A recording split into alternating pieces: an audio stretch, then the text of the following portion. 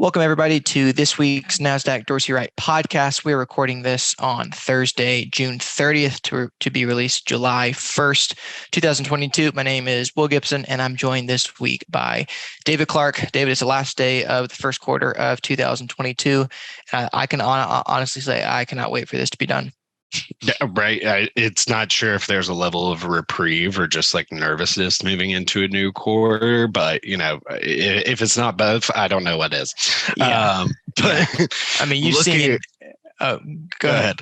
Okay, I was gonna say you've seen a lot of commentary about like passive rebalancing around quarter end, traditional quarter end. So maybe that's contributing to some of the volatility that we've seen here. But I know you wanted to mention right off the bat some of the S&P movement. Well, and a lot of that S&P movement has been just that, volatile. I mean, and it's the story with a lot of stocks, with indices, whether we look at it. And honestly, even this year in some fashion, we've talked about it a little bit, indicators as well.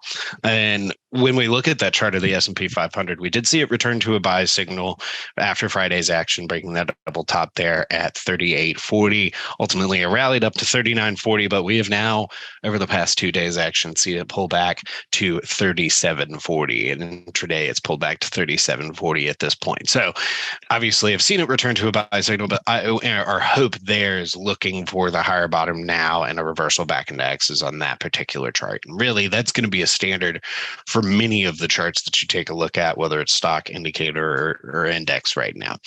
And speaking of indicators, as we noted, those have been, we've talked about that a little bit, that this has been one of those years where we've seen a lot of reversals up to this point.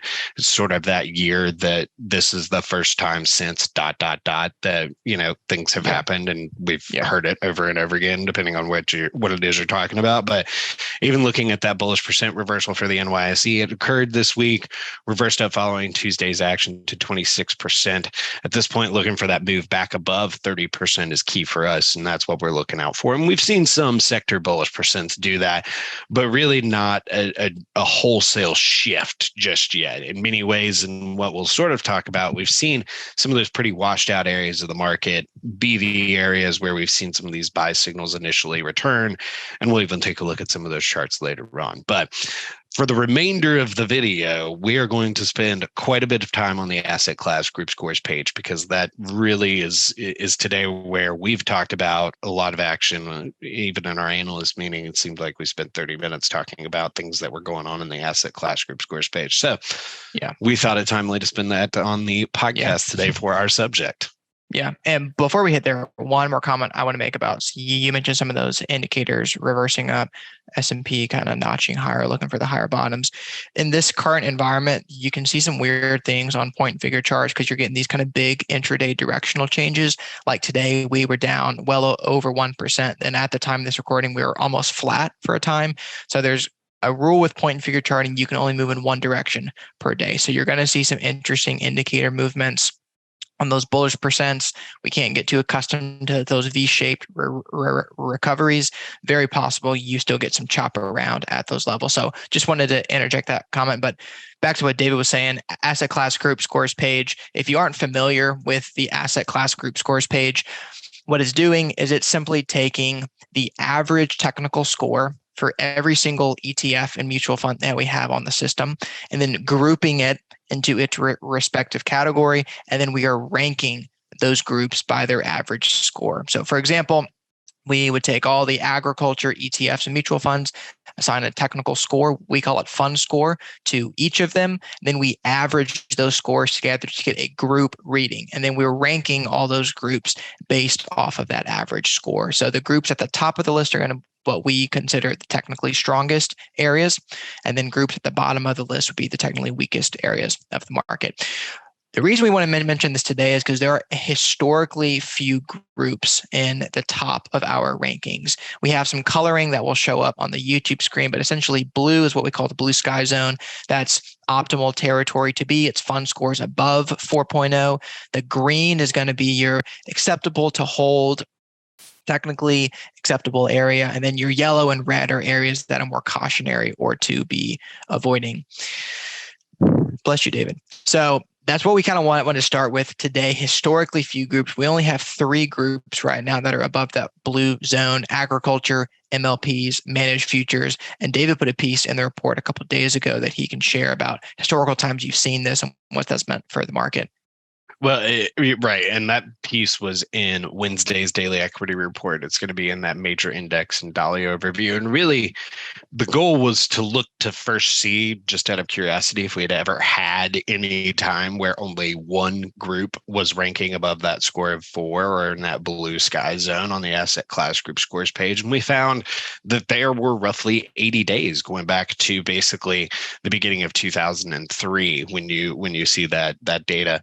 And it's interesting because they're definitely clustered. I mean, there's no doubt about it. A lot of them are clustered. Basically, over 2/3 of the days, or if I remember right, more than, it may have been more than that. Actually, correct me.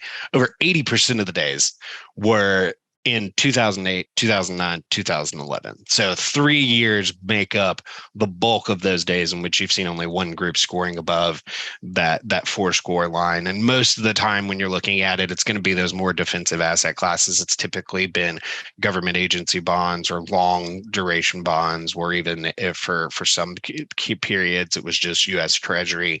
So you saw it get a little more defensive, or even sectors such as utilities and consumer non-cyclical popped up there as well, when you saw just those one group scoring above 4. But the goal of that was to really shed light on the fact that when we see this type of narrow leadership, it in many ways is a sign that we've started to work on some type of bottoming process. And we've talked about this through in some of the studies, even over the past month, really, that, bottoming, it takes a process. And, we can see a lot of volatility. We can see a lot of chop. We've even mentioned historically, you can see some of your best and worst days in environments like this. So not too surprising there.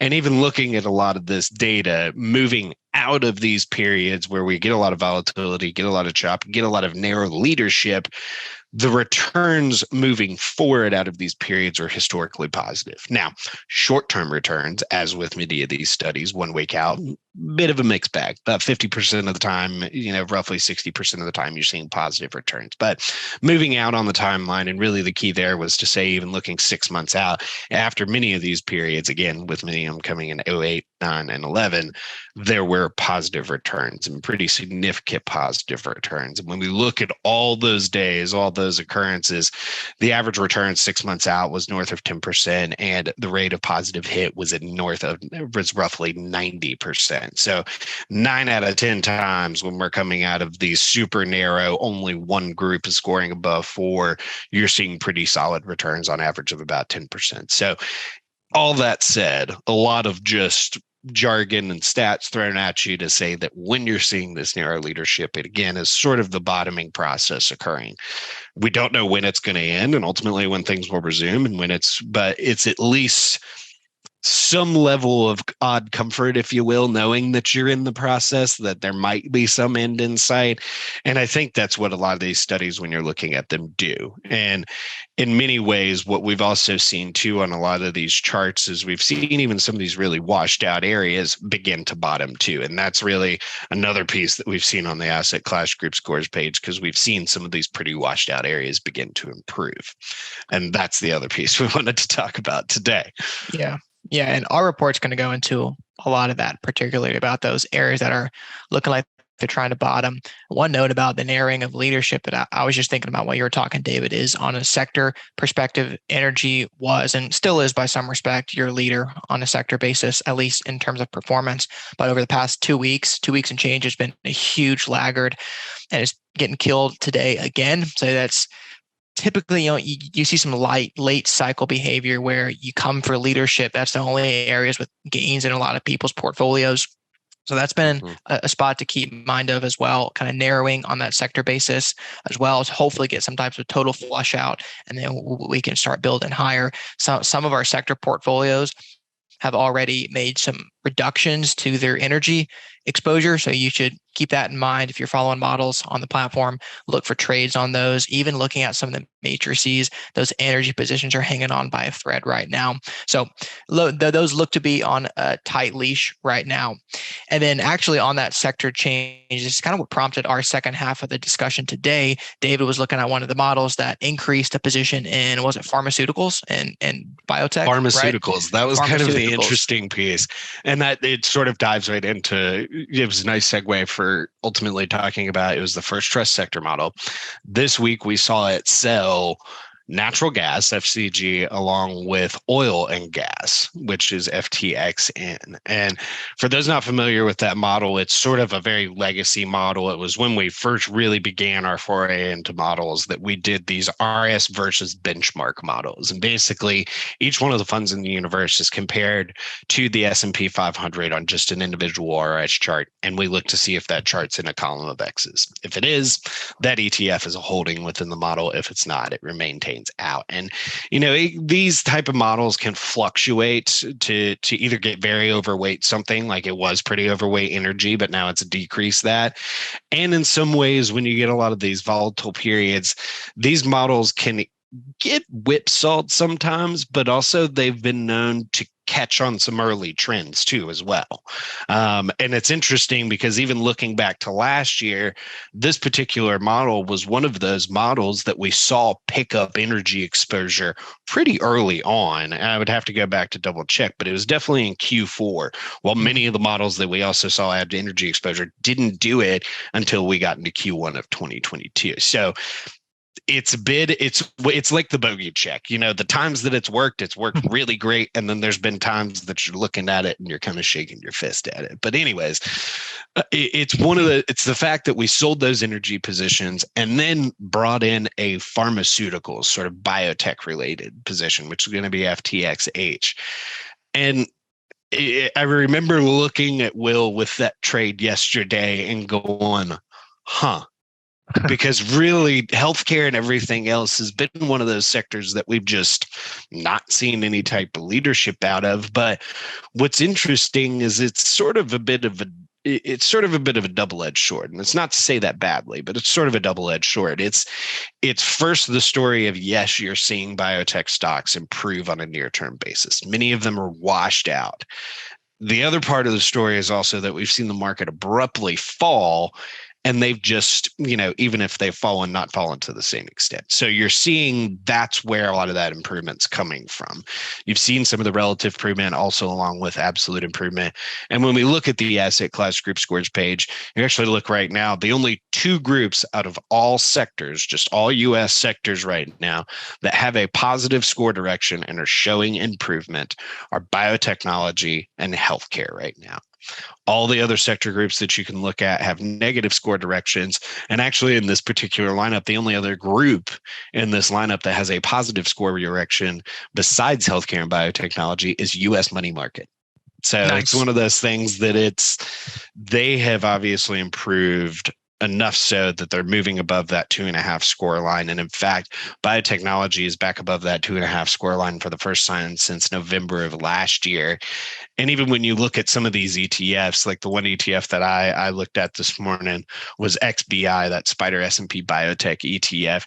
It's not a great fund score. It's a 1.67. And yeah, it's reversed down, but it also moved back into a positive trend earlier this month when it moved above 77. So you started to see those trend reversals. You've seen some improvement. And when you look at some of the stocks, like I said, it's a little bit of a double-edged sword when you look at the stocks, because you have stocks like Jazz Pharmaceuticals that have really held up better and are also showing improvement right now. Recently returned to a buy signal with a triple top break there at 156 and flipped the trend back to positive. Not a whole lot of overhead resistance on Jazz there, symbol JAZ. But then you have bigger names like Gilead, where you do see a little bit of the story of it simply just didn't fall as fast as the market, really. And that's where you're getting some of that relative improvement and why you've seen its attributes tick up. You still maybe want to keep an eye on further improvement from sort of an absolute basis, but the relative story is improving. And that's really where we're seeing the story begin to develop, is from the relative basis. And in some cases, like I said, we see those names that show okay technical pictures from an absolute perspective, but it's still very much a developing story, and we're still looking for further improvement in a lot of these positions from an absolute basis before you really, I would say, take a big position. Maybe now is the time you might make a watch list and dip your toes. Yeah, I mean, I would say, backtracking a little bit here back to that macro view, it's not only the only group with positive score direction within the sector front, but also, or one of the only few. I mean, even from every single group that we're tracking, really the only other equity dominant area with a positive score direction, China. And then you have a bunch of fixed income, inverse market, inverse fixed income areas that are doing better. So it's not just within the sectors, but kind of like across the board, you're seeing this weird tick of leadership from this area. And something else I'd mention too, and try to relate, at least I remember this sector being very much of a risk on type of sector. It's not something that people flock to for defensive or to play defense in their portfolios. It's not like staples or utilities that are picking up flows right now, but it's pharmaceuticals and biotech. So I find that interesting from a risk paradigm as well, because we've been watching small caps, seeing if small caps can get some footing and start to work higher. You typically want to see those risk assets start to tick higher. That can be a good sign for your broader environment. Sometimes you see people flock to those large caps for safety. So a pivot away from that, from size and style, also from a sector perspective and subsector right here, I think could be pretty interesting to watch for the market. One more comment I'll say about biotech is that sometimes when you see these areas, this is a naturally volatile group, but areas that get beat up really bad in the market, like these were, they naturally pick up some volatility around those levels. And if they can use it to the upside effectively, that can be a really great trade or a really great start to an investment. And also from a risk reward perspective, as David was mentioning, some of those charts lower, coming out of that low field position, you could have probably some material levels of support there that you could use as pretty tight stops if you need to. So harness volatility to the upside, and then on the downside, kind of having some tighter positions, tighter stops if you needed to get out. Yep. Well, let's see, anything else we want to hit on the group scores? I know we talked about biotech. We talked about some of the macro movements we've seen from biotech. I have a couple last stats about just the first half of a year as I led with that I meant to mention in the beginning. I mean, it's a common theme with a lot of these groups that we're looking at right now. I mean, in many cases, looking for them to move out of oversold territory, look for them to, looking for further improvement. And a lot of these group score names seen a bit of a mix up in terms of this 2.5 zone as things have sort of jockeyed around for position. And that's sort of where we see a lot of the movement right now and keep an eye on. But, again, it's still not, it's sort of only those initial signs. And we've seen that once before this year, and that's where we'll hope to see some follow through moving into Q3. And hopefully we won't be mentioning any of these stats you're probably about to mention at the end of the third quarter either. Yeah, I sure hope not. I mean, first half of 2022 for the S&P, this is through the 29th. And right now, as we're recording, we're miraculously about flat right now on the day. So if we were to end the day on June 29th, S&P would be down on a total return basis, so including dividends, just over 19%. That, as pretty much every financial media place everywhere, which we're not financial media for the record, but financial media news source, whatever it may be, is your worst year since 1970. That is confirmed in our data. Prior to that, 1962 was your worst first half start to a year. That was down 22% and change. But thank goodness it's not 1932. Your first half start to the year was down 43%. Rest of the year, though, in 1932, it was up 60%. 1 year later, after the first half of that year, it was up 160. So that's your biggest outlier in the data set by far. When you're down this big to start the first half of a year, it's not always a clear shot that you get a second half rebound. That the data does skew that way, but there are some pretty big outliers. 2002, 2008. 73, 74, 1937, all these years were years where you had pretty big first half drawdowns. And then later in the year, you kind of saw that continue to weaken. For the Dow, this is its worst year on record that we have data going back to, hold your thought, 1987. So pretty much 25, 35 years is the worst first start to a year that we've seen for the Dow. Nasdaq Composite, same thing. We have data going back to 1978 on the Nasdaq Composite. This is also its worst start, first half start to a calendar year as well. So seeing a lot of red on the screen this year. Kind of come in and you ask, well, what's the market doing? If you don't know, you probably just guess and it's down. So that's been the type of year that we've seen. Hopefully we don't continue to see that in the second half of the year. Like David mentioned, we're seeing a lot of these signs that are typically associated with big market bottoms. We just can't have too much recency bias about expecting a V-shaped recovery, but acknowledging that it's going to be a bottoming process. Likely it's not going to be some lights on, lights off type of day. I don't expect it's going to be like the vaccine announcement in November of 2020, where everyone's like, cool, let's buy equities hand over fist. That was one of the most black and white days, I think, in the market that I can remember. So maybe it's not going to be like that. Maybe it's going to be this kind of gradual process. You're going to see the indicators flop around. So it doesn't mean it's not good times to enter when they do reverse up from low field position, but just doing so on the dollar cost basis. And then stay the course. Yeah. That's all we can say.